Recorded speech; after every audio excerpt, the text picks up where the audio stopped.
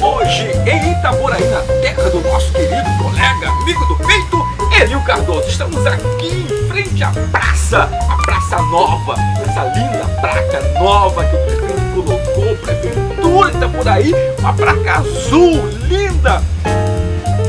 Só tem a placa, gente, não mudou nada. A placa tá ali, mas a praça continua exatamente como sempre foi há pelo menos uns 50 anos. Gostei da ideia. Enganando um povo, né, Lio? Gostei da ideia.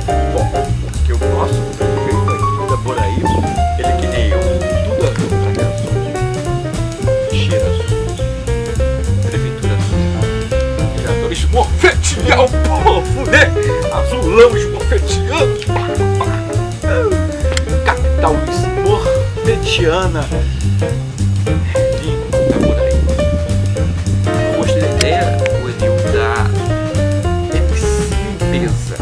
Lá em São Gonçalo eu tenho uma ideia parecida.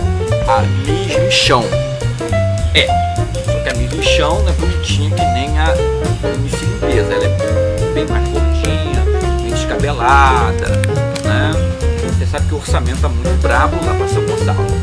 Mas, afinal de contas, para enrolar tudo é possível, né? A gente coloca um nome diferente, né? Pinta azul dali, põe azul lá. Lula lá, chega um ano e vem aí o nosso querido Luizinho Pé Pequeno para governador. Luizinho Pé Pequeno, eu e você e o Luizinho Pé Pequeno vamos azular o estado do Rio de Janeiro. Vamos botar mais azul em Itaboraí, mais azul em São Gonçalo. Vamos azular, esmorfeteando a cara do povo. É isso aí. São Gonçalo vai mudar do jeito que tá mudando Itaboraí.